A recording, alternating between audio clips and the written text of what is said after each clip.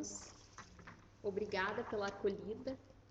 Me senti tão bem chegando aqui, entre corações irmãos. É tão bom, né, esse sentimento de fraternidade. Então vamos falar um pouquinho sobre o Evangelho de Jesus, um pouquinho mais, porque a gente sabe que quem frequenta a casa espírita tem essa busca, né, de um caminho de paz, de tranquilidade, que a gente encontra nas palavras e nos ensinamentos de Jesus. Então vamos falar um pouquinho mais. E fico feliz de vocês terem me convidado para compartilhar um pouquinho. Eu ainda estou iniciando, então fico feliz pela oportunidade de crescimento. Então, o título, Quando é Difícil Amar, Oportunidades Diárias de Crescimento. Quando a gente fala de amor, é o sentimento maior, mais abundante, né?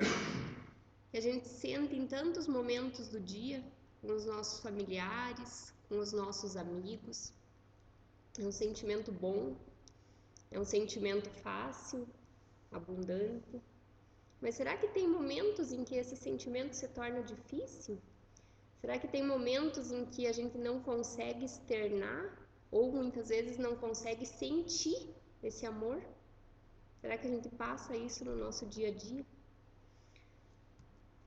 Então a gente começa falando um pouquinho sobre a vinda de Jesus. Quando Jesus encarnou no nosso planeta, especificamente no local onde ele encarnou, era um local difícil, de pessoas muito rudes, de leis muito severas, né? Uma das leis que a gente recorda é a lei de Talião, que qual não foi a minha surpresa quando eu descobri que a terrível lei de Talião veio para melhorar a lei, né? Porque contam que antes da lei de Talião, que é aquela lei de olho por olho, dente por dente, antes de existir esta lei, quando uma pessoa de uma tribo fazia mal para a pessoa de outra tribo, essa tribo rival tinha o direito de ir lá e matar toda a tribo. Então, quando eles trouxeram a lei de Talião, eles diminuíram isso. Então, se uma fazia mal, tinha o direito de fazer mal para uma só. A gente vê com tanta estranheza, né, que absurdo, mas já foi uma evolução. Então, vinha todo um preparo antes de Jesus para tentar aliviar um pouquinho essas agruras que tinham nesse local, né, em todo o planeta, mas especificamente onde ele encarnou. Então, foi feito um preparo para que Jesus viesse e trouxesse o amor para o nosso mundo. Tanto que antes de Jesus, o conhecimento de Deus era um conhecimento de um carrasco, de um juiz, né, severo, punitivo, e Jesus veio para trazer o nome de Deus como Pai, que é um significado de amor, né? Mudou toda a conotação do Criador, mudou toda a conotação de quem estava acima, de quem estava governando, trazendo essa delicadeza, essa ternura do pai para os filhos. Então, essa é a importância de nós entendermos aonde começou isso, né? Aonde iniciou. E a vida de Jesus foi um evangelho de amor, em todos os lugares, em todos os ensinamentos, em cada palavra. Tenho certeza que em cada olhar dele, porque imagine o que não era o olhar de Jesus, né? O quanto amor continha. Tanto que tem vários exemplos de mudanças muito fortes no tempo de Jesus, as primeiras que a gente tem notícia, da vida de Maria Madalena, que tinha uma vida tão difícil, né? Pontuada pela luxúria, pelo prazer, pelas coisas mundanas, né? Materiais. E que quando ela ouviu falar de Jesus, que ela ouviu as pregações, ela foi tocada por esse amor de forma tão intensa que mudou toda a vida dela. E mudou tanto que quando Jesus desencarnou, foi para ela que ele apareceu para dizer que ele não estava morto, né? Então, olha a importância que ela já tinha nessa transformação da vida dela. Outro exemplo, Judas, quando Jesus recebeu ele, que mesmo sabendo de tudo que iria acontecer, Jesus disse, a que veio, amigo? Né? Com essa esperança de mudança, mesmo sabendo que era necessário o escândalo, mas que ainda tinha esperança de renovação desse irmão, né? Então, toda a vida de Jesus foi pontuada por esse amor. Ele estava presente nos lugares mais carentes, carentes de amor, de afeto, de cuidado, né? De conhecimento, porque era um povo muito ignorante também. Estava presente entre os doentes que precisavam de curas, entre os pobres, entre os aflitos. Então, a vida dele, ele estava presente onde era necessário o amor acima de tudo, né? Os 2 maiores mandamentos que nós temos, que também nos falam de amor: amar a Deus acima de todas as coisas e ao próximo como a si mesmo. E esses 2 mandamentos encerram todos os outros, né? Porque quando a gente tem esse amor por Deus e pelo próximo, os outros já estão contemplados. Quem ama não trai, não mata, não ofende, não cobiça, né? Então, quando a gente segue esses 2 mandamentos, todos os outros vêm juntos. Porque além do amor não ter nenhum sentimento ruim, o amor é necessária a ação no bem, que é o contrário da maldade, né? É necessário agirmos para que tenhamos êxito no amor e no bem. E quando a gente está aqui nessa atmosfera da casa espírita, de tanta paz, de fraternidade, de busca, né, de um sentido maior, de uma consolação para as nossas dificuldades. Quando a gente está em casa com a nossa família no momento da oração, que dificilmente a gente vai para o momento da oração brigando, né? Ou se estava com alguma rusga ali, já vai acalmando para na hora do evangelho estarmos tranquilos, né? E nesse momento de oração, que é o momento onde nós mais nos aproximamos de Deus, mais nos aproximamos do amor de Jesus, é tão fácil amar nesses momentos, né? É tão fácil quando a gente sai da casa espírita, envolvido nessa atmosfera de equilíbrio, de paz. A gente sai com uma boa vontade de auxiliar, com uma força de vontade de mudar atitudes, de melhorar, né? Porque a gente escuta tantas palavras de consolação, tantas palavras de bom ânimo da doutrina. Então, né, nesses momentos é muito fácil, é mais tranquilo achar o caminho do amor. Mas no nosso dia a dia nem sempre a gente está nessa atmosfera, ou melhor, muitas vezes a gente não está nessa atmosfera de paz e de tranquilidade, né? A gente tem os percalços do dia a dia, as provas, os alfinetes, né? Que são milnadas que acabam por ferir, que está no nosso evangelho. E nesse dia a dia é que se apresentam as dificuldades muitas vezes de amar, de como se apresenta esse amor. Que é quando vem os conflitos, né? É difícil amar quando a gente tem um vizinho difícil, que liga música alta em horas inoportunas, quando se tem um bebê em casa e o vizinho faz barulho, quando tem um cachorro que incomoda, quando é o marido ou a esposa que cutuca. É difícil, né? No trânsito, que acho que é um dos maiores exemplos que a gente tem de dificuldade e de impetuosidade, né? Porque acontecem as coisas, as pessoas xingam, blasfemam. Então, muitas vezes nessas horas é que é difícil. Quando a gente sente o coração apertado, quando a gente está atravessando a rua e vem alguém e cruza o nosso caminho a toda velocidade, certamente o primeiro pensamento que nos vem à cabeça não é de amor, né? Ou, na maioria das vezes, não é. Como que a gente se sente nesses momentos, né? Quais os sentimentos que vêm? A intolerância, a falta de paciência, às vezes a raiva. Às vezes a gente não consegue segurar, né? Explode, sai para fora o que estava contido, o que estava armazenado. Então a gente tem algumas facilidades, digamos, algumas coisas que podem melhorar nesse dia a dia para a gente conseguir levar com mais leveza. Quando é difícil amar, quando a gente tem essas provações, essas dificuldades do dia a dia. Esse texto acredito que todos conhecem ou devem ter ouvido alguma vez, que é um texto de Paulo, que também é um dos exemplos grandes de amor, de transformação através do amor de Jesus, né?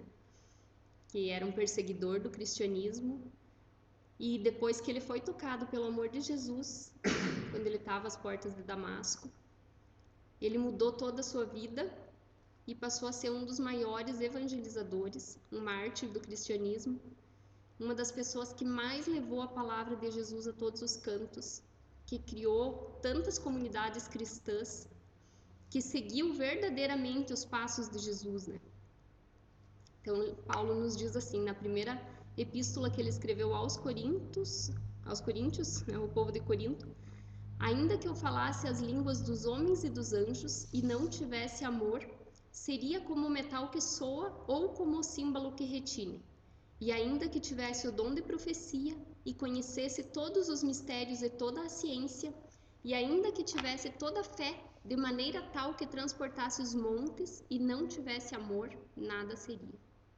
E ainda que distribuísse todos os meus bens para sustento dos pobres, e ainda que entregasse o meu corpo para ser queimado, e não tivesse amor, nada disso me aproveitaria. O amor é sofredor, é benigno, o amor não é invejoso, o amor não se vangloria, não se ensoberbece, não se porta inconvenientemente, não busca os seus próprios interesses, não se irrita, não suspeita mal. Não se regozija com a injustiça, mas se regozija com a verdade. Tudo sofre, tudo crê, tudo espera, tudo suporta. Quando a gente coloca esse filtro do amor nas nossas atitudes, nas nossas respostas, fica mais fácil a gente amar nesses momentos de dificuldade. Porque quando a gente coloca o filtro do amor, a gente pensa 2 vezes antes de responder, né? Muitas vezes a gente ouve no nosso dia a dia: eu respondo, eu não levo desaforo para casa, eu digo que eu tenho vontade. Se me atirar uma pedra, leva outra, né? De quantas pessoas a gente escuta esse tipo de frase. E que quando a gente está nessa busca desse caminho do Evangelho de Jesus, soa tão doído aos nossos ouvidos, né? Porque acho que a maior prova de maturidade, tem uma frase muito conhecida que diz que a maturidade é quando você prefere ter paz do que ter razão, né? Quando você consegue deixar para lá, quando você tem a maturidade suficiente e o reino de Deus dentro do teu coração de tal forma que você não precisa revidar, que você consegue deixar o egoísmo de lado, o ego, né, que às vezes fala mais alto na hora da resposta. Quando você consegue deixar isso de lado e deixar passar, porque você sabe que ou não vai surtir o efeito, a resposta que você gostaria, às vezes vai piorar, porque quem está ofendendo já não está propenso a ouvir.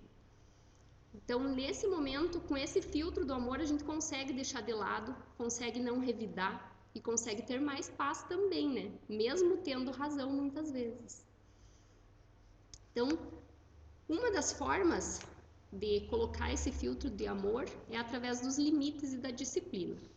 Muitas vezes a gente necessita colocar limites, também é uma forma de amor.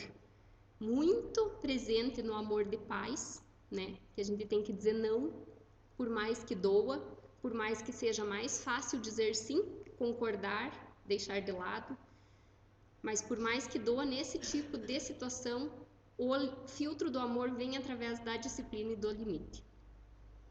E também quando a gente tem muitas situações de que somos solicitados a auxiliar, solicitados a ajudar, às vezes a gente não tem mais boa vontade, porque já cansou de ajudar um amigo, já cansou de ajudar o parente que está sempre pedindo ajuda e às vezes não retorna com boas atitudes, né?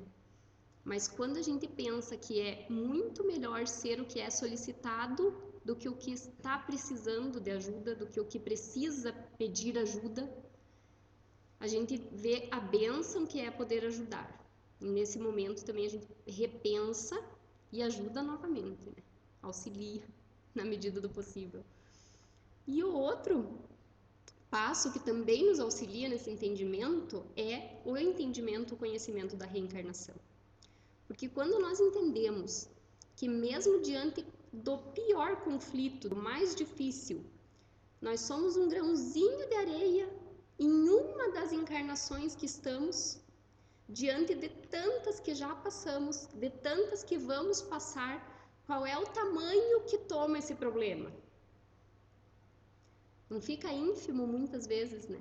Quando a gente pensa no imediatismo, no resolver na hora, que muitas vezes é a tentação que vem, porque a tentação é o que não espera a resposta, o que não pode esperar, né? É o que precisa ser respondido na hora, o que precisa ser resolvido, a necessidade que precisa ser respondida.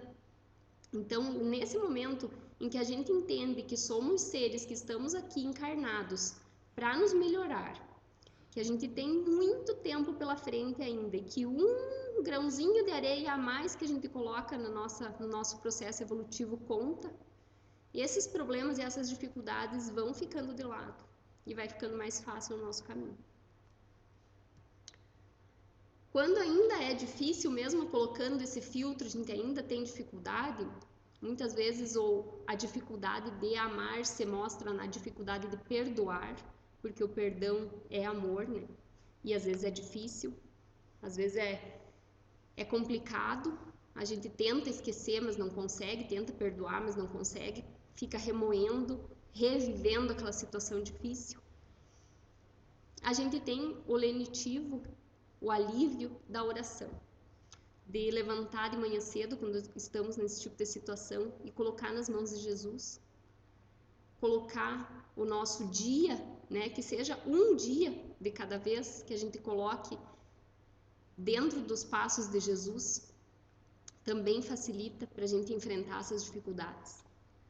Porque nesse momento de oração o nosso coração se abranda, as respostas muitas vezes já estão prontas na nossa cabeça. E a gente só precisa desse momento de quietude, de conexão com Deus, com Jesus, para entender o que era a resposta. Tem uma didática que eu aprendi há alguns anos, que sempre que eu tenho a oportunidade eu tento replicar, porque eu acho que mudou tanto algumas atitudes minhas, que me traziam tanto malefício, que quando a gente aprende uma coisa boa é bom passar para frente, né? Então, é uma didática que traz o orai e vigiai de Jesus, que ele nos fala lá em Marcos. Porque diz que a gente tem que orar e vigiar também os nossos pensamentos, né? Nós somos responsáveis pelos pensamentos que chegam e que ficam ali. Nós temos a liberdade, o nosso livre-arbítrio de não deixar aqueles pensamentos tomarem a conta da nossa cabeça. Pensamentos ruins, pensamentos de raiva, de vingança, de maldizer, né? Nós temos essa possibilidade. Quando às vezes no dia a dia a gente tá com aquela ideia fixa, ruim, batendo na cabeça, quando a gente percebe que é isso que está incomodando, a gente consegue tirar através da oração, de uma atividade diferente, como a gente estava falando com a Noemi, né, da música. Tem tanta coisa boa, tanta coisa bonita que Deus nos deu para auxiliar, né, a limpar esses pensamentos. E essa dinâmica, essa didática do orar e vigiar funciona assim. Diz que cada vez que a gente tem um relacionamento com uma pessoa, um encontro, por mais que seja no trânsito que passou correndo, com o caixa do supermercado, com a família em casa, cada relacionamento desses cria um fio. Então você está ligado a outra pessoa por esse fio. Quando é uma energia negativa, uma briga, um pensamento ruim, esse fio é negro e vai escurecendo ao redor. E imagine no dia a dia quantas pessoas a gente encontra em um dia. Quantos fios nós temos ao nosso redor em um dia só. E isso vai se emaranhando. E imagine uma pessoa que gosta de criar confusão, que gosta de revidar, como é que vai ficando ao redor? Como que vai ficando para caminhar?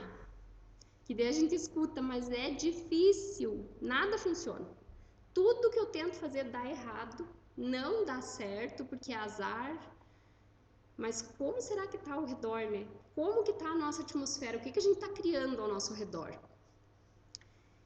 E aí, esses fios não podem ser desfeitos, mas podem ser modificados através da mudança dos nossos pensamentos, que é energia, né?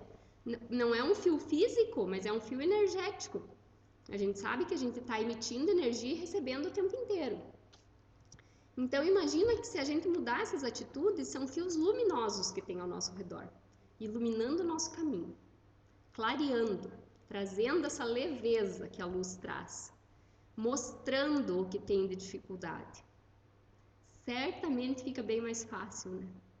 Quando passa alguém correndo no trânsito, em vez da gente emitir um pensamento, uma maldição, que normalmente é a palavra, né, que sai, quando você consegue parar e pedir Jesus, abençoe para que ele tome consciência e não continue a fazer isso.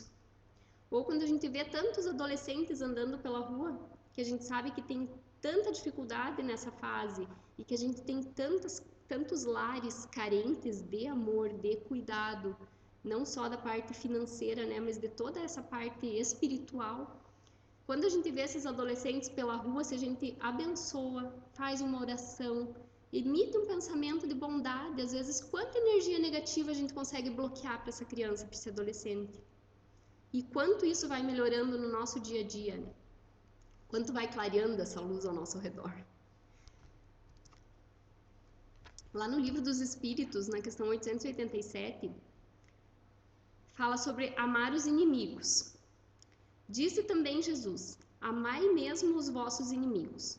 Ora, o amor por nossos inimigos não é contrário às nossas tendências naturais, e a inimizade não provém da ausência de simpatia entre os espíritos? E os espíritos nos respondem: sem dúvida, não se pode ter pelos inimigos um amor terno e apaixonado. Não foi isso que ele quis dizer. Amar os inimigos é perdoar-lhes e restituir-lhes bem por mal.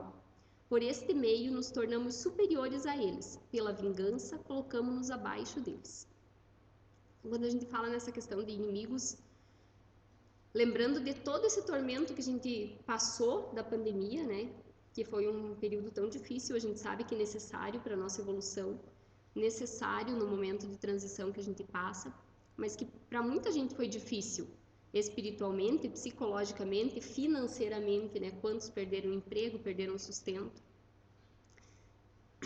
E quando tá passando essa fase inicial da pandemia, vem esse conflito mundial que a gente tem ouvido tanto, né? E a gente ouve muitas vezes as pessoas falando mal dos governantes, e claro que no início vem um sentimento de revolta, né, de por que isso está acontecendo. Mas esse sentimento de revolta e a discussão do assunto com essa energia tão pesada não ajuda, não auxilia. O que a espiritualidade nos pede é que a gente faça orações, que a gente emita bons pensamentos. Imagine Deus tocando esses corações, né? Levando um pontinho da nossa luz para esses governantes, porque é o que eles precisam, é sentir isso, né? Se eles não tiverem o amor de Jesus no coração, o reino de Deus dentro do coração, não vão mudar as atitudes. Porque a gente vê claramente que são atitudes movidas por ego, por orgulho, né? Porque é a ganância, é a soberba.